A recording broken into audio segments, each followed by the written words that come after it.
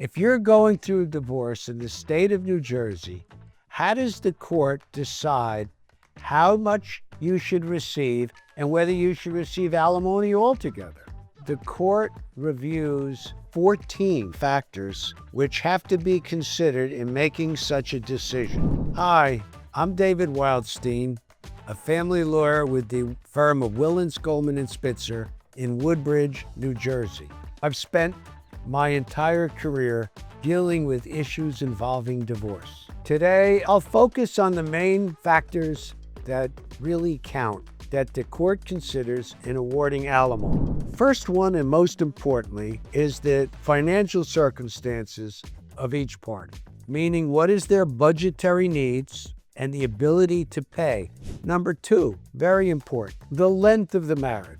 The court does not view alimony as necessary in a short-term marriage, but will consider alimony if the marriage is of long duration. The age, the physical well-being, and the emotional health of each party is very important. Obviously, if someone is disabled, unable to work, they may not be able to pay alimony, or they may need alimony if their spouse is working and they've been, again, supported all these years. The standard of living is very important. What is the person accustomed to?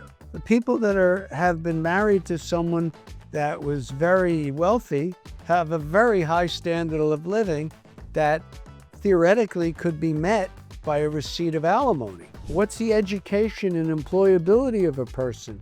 What if a person hasn't been in the job market for most of their marriage?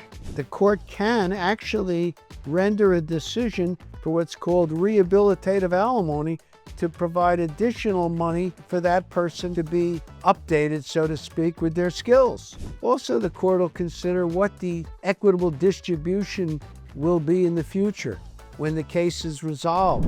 In New Jersey, long-term alimony is referred to as open durational alimony. So depending on the factors that I just enumerated, a person may get open durational, or what people often refer to as permanent alimony. But the question is, when does it end? I mean, does permanent mean forever? Not necessary, because if a person receiving alimony remarries, that's the end of the alimony.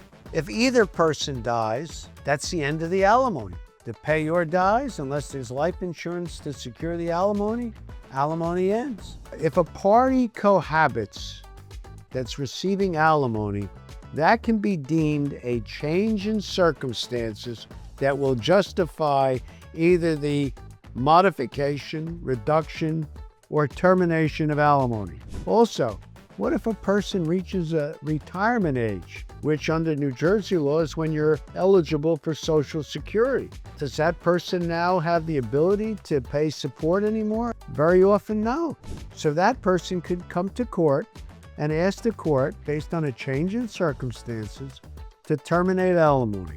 Also, there's a concept called reimbursement alimony, when there has been a short marriage and one of the dependent spouse has assisted the earning spouse to obtain a medical degree or professional degree or other special training, and then the marriage ends. So the court has the power to give reimbursement alimony, which often would be a lump sum. Alimony in New Jersey can appear complicated, but it can be simplified if we follow the roadmap of all the factors that the court considers. If you are going through a divorce and you want to fully understand and appreciate the significant items that I discussed, please call me and I'll be happy to help you get through your divorce. I'm happy to help you get through this and assist you in accomplishing your goals.